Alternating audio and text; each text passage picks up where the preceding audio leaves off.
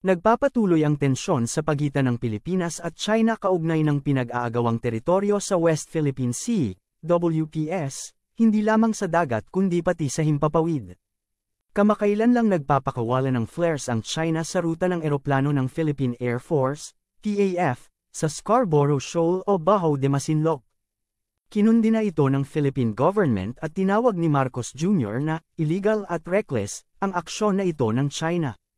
Nabanggit din ni Armed Forces of the Philippines, AFP, Chief of Staff Romeo Bronner na ang dalawang sasakyang panghimpapawid ng China ay nagsagawa umano ng mapanganib na maniobra habang lumilipad sa Scarborough Shoal noong 8 ng Agosto. Nanawagan naman ang National Security Council, NSC, sa China na tigilan na ang umano'y provocative actions nito. Dagdag ng opisyal, ang military plane ng Philippine Air Force na nagpapatrolya sa Scarborough Shoal ay nakapasok sa teritoryo ng China. Iginiit ng Chinese official na ang Huangyan daw o Scarborough Shoal ay kanila. Noong 7 ng Agosto at 8, ayon sa tagapagsalita, 2 beses na nakapasok ang mga eroplano ng militar ng Pilipinas sa nakapalibot na airspace ng Scarborough Shoal. Aniya, ito'y labis na paglabag sa soberanya ng China at paglabag sa international law at sa mga pangunahing pamantayan na namamahala sa international relations.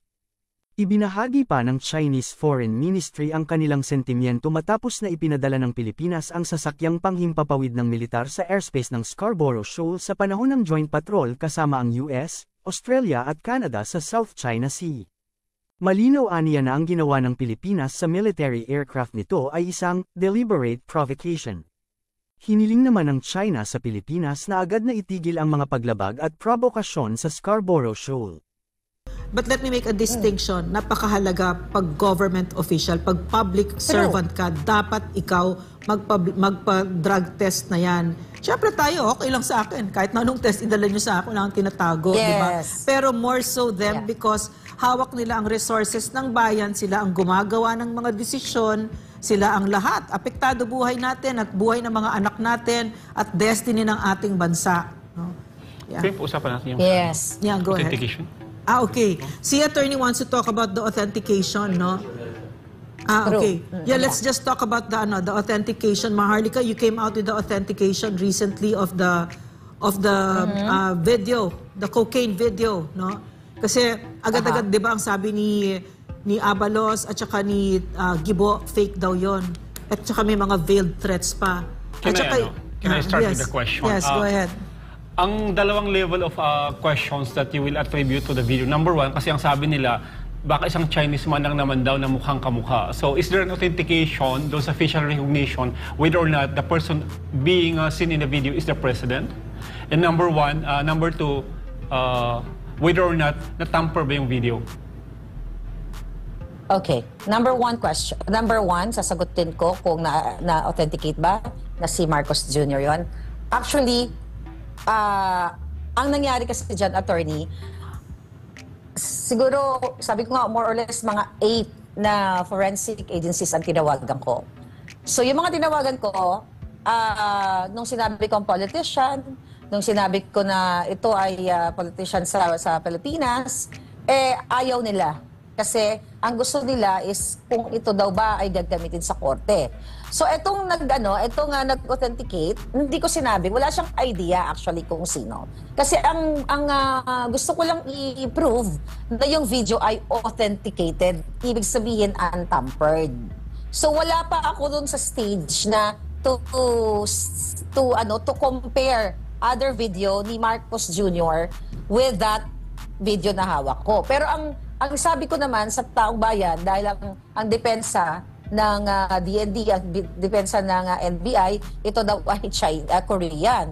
So how come naman, sabi ko, how come na kung yun ay gagawin ko o gagawin ng kaibigan nila, maghahanap pa ba tayo, attorney? Ay, mayroon ba akong resources o mayroon ba yung kaibigan natin na resources para maghanap ng kamukha ni Marcos Jr. para lang masabi natin sa taong bayan na si Marcos Jr. ay, gumagawa ng, sumisingot ng pulburon. So, wala pa dyan sa stage ng forensic analysis. But one thing na malinaw, yung video na yon ay hindi siya tampered or altered. I see. And your proof to that is? Anong Here. level of authentication yan? Okay.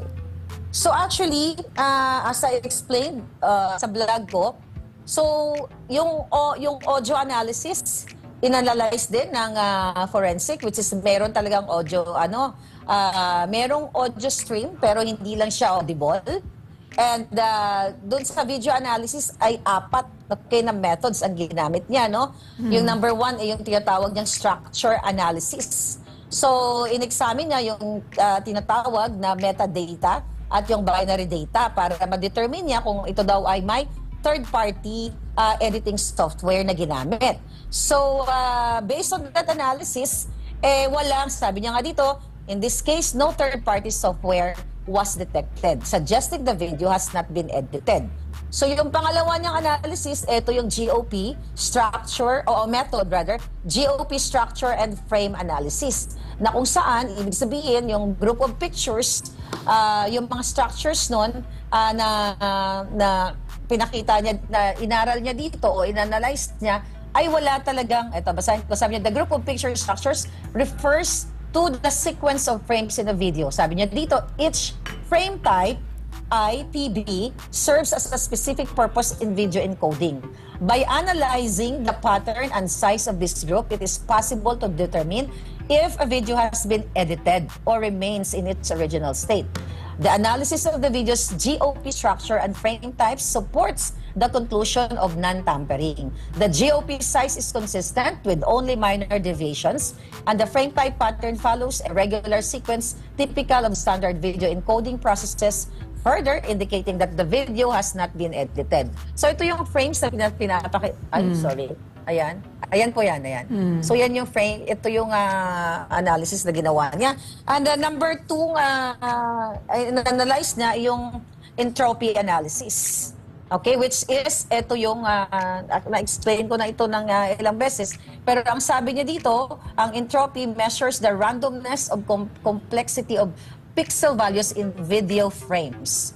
Consistent entropy values across frames indicate that the video has likely not been tampered with.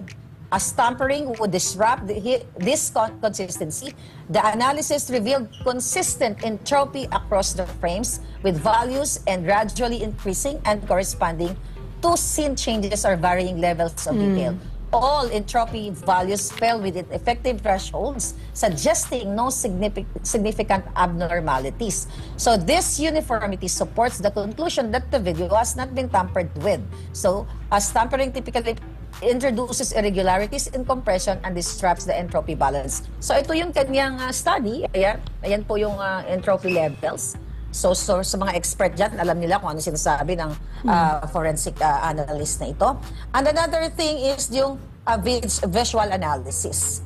So yung visual analysis, sabi niya dito, I carefully examined the video to identify any obvious sign of tampering, such as cuts, edits, or inconsistencies in the footage. So, di ba, yung pag nagano tayo ng video, like ako, pag gumagawa ko tayo ng reel, di ba, puputol-putulin natin. Tapos, may editing, may tinamper ka talaga. For this time, this analysis na sinasabi niya ay wala talagang tampering na naganap. Sabi niya, an additional observation in the visual analysis was the presence of salt and pepper compression artifacts, which appear as small black and white specks sporadically throughout the footage.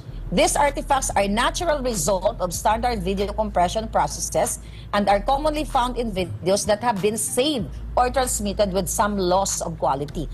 Their presence supports the notion that the video has not been reprocessed by AI. As AI-generated videos often attempt to eliminate such imperfections or may reprocess them in a way that creates abnormal shapes. Ito po yung sinasabi niya. So na 4 frames. Ito yung mukha ni ito yung mukha ni Marcos Jr. Ayan. Yeah. So yan. So actually, sabi nga ng analyst sa akin, supposedly ako talagang gusto kong ilabas ito sa publiko, pero ang sabi niya no. Sabi niya save that. Hindi niya ako inalaw save that for let's say pag pinalan ka ng case, I will testify. 'Yun ang sabi niya. So, I think that at this point all of this hullabaloo about this cocaine video, if you were a real president, you would go out there and stop all of it by having that drug test. So to me, no, again, Maharlika, with all due respect, amazing work that you've done to make sure na authentic siya. But for me, no, the refusal of this president to have a follicle drug test is the best evidence that this is authentic. And again, worse, of his drug addiction. So, yun yung ano. What attorney wants to say something? And the refusal of Congress to initiate a proper impeachment proceeding, considering that you are willing to testify and that document is willing to be able to be presented before Congress, no. And it is quite mystifying also the silence of the traditional mass media. Yeah. And the silence of the Senate, and the silence of all members of the armed forces and the Philippine National Police to demand accountability. And the church, yung mga traditional natin na moral cup holders na tinatawag, why are you not speaking about this one? We are not even saying that the president is a cocaine user at this point na parang ano. Ang sinasabi lang natin is that we have this video, let us look into this because it affects all our children in the future and the governance of this country. Second, that we are just simply demanding from the president na let's put these things to order. Wala na yan. Just once and for all, ibalik natin ang tiwala ng tao sa bayan na hindi tayo pinamumunuan ng cocaine addict. Just have a public drug test. There's nothing wrong with that. It's just a simple demand coming from the people requiring accountability and transparency from the elected public officials. At the end of the day, yung lahat ng sahod niya binabayaran ng taxpayers' money. We have all the right to demand that. Yeah, madagdag ko lang, Attorney and Doc Lorraine. Obviously, talagang, itong video na ito, alam ni Marcos Jr. na siya ito. Dahil kung matatandaan ninyo, mga kababayan, noong July 22 dyan sa Pilipinas, nung araw ng sonda nila, di ba, ang bilis-bilis silang idepensa ito na ito daw ay AI.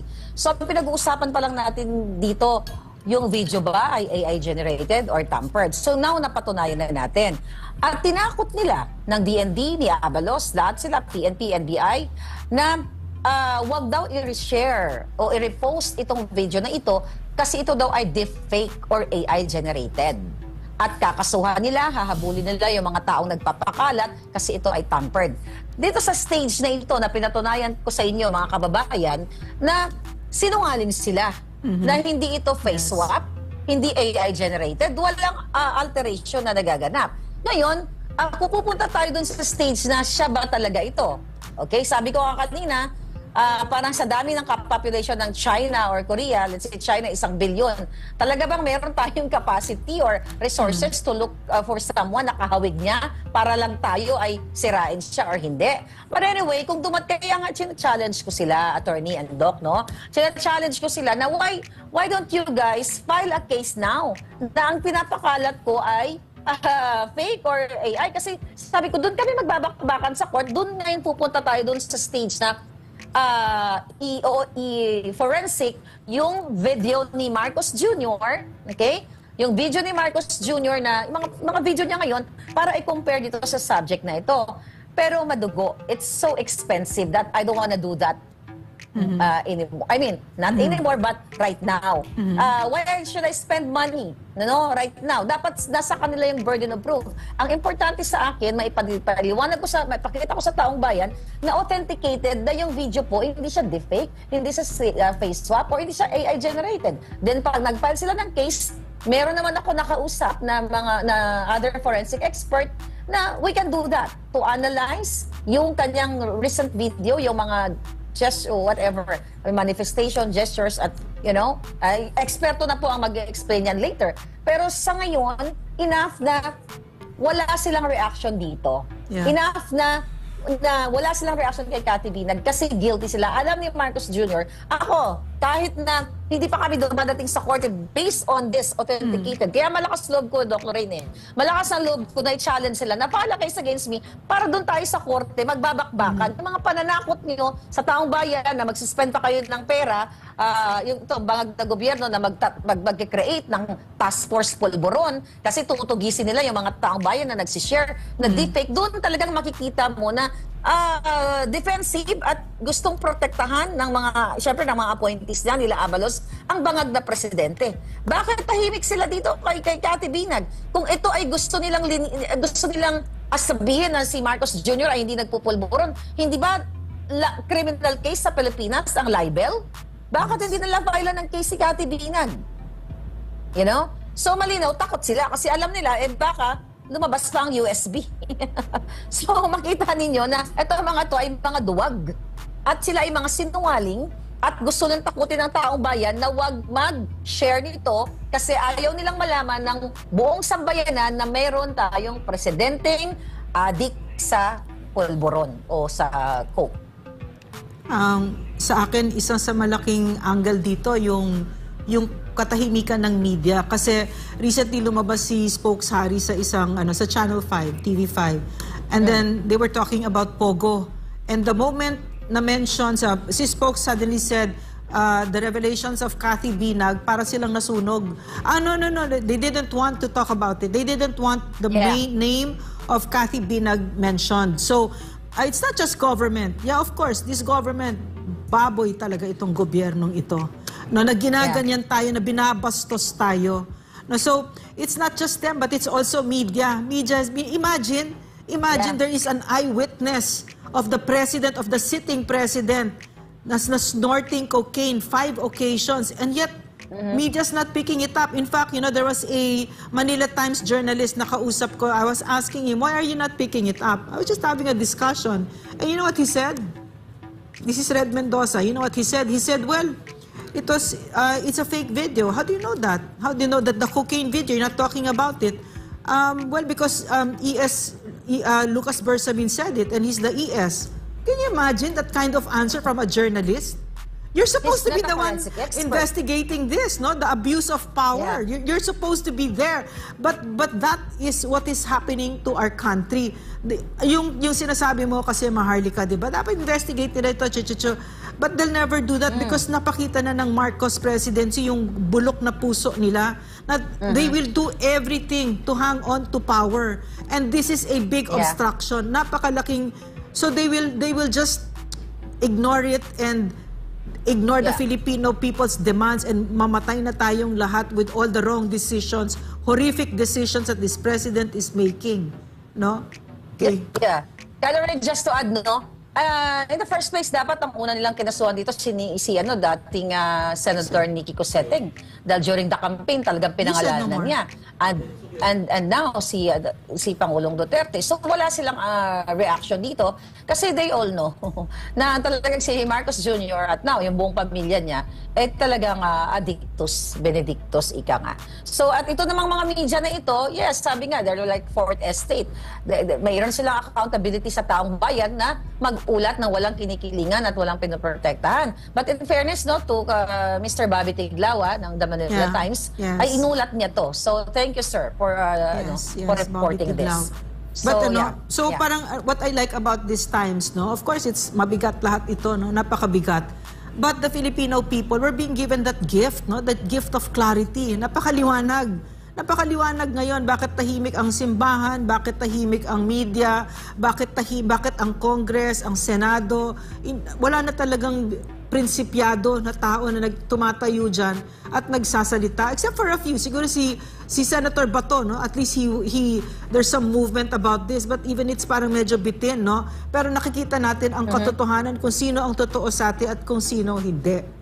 So, malaking malaking regalo yun, yung clarity, I think some of them tumatahimik siguro because they are scared of another presidency.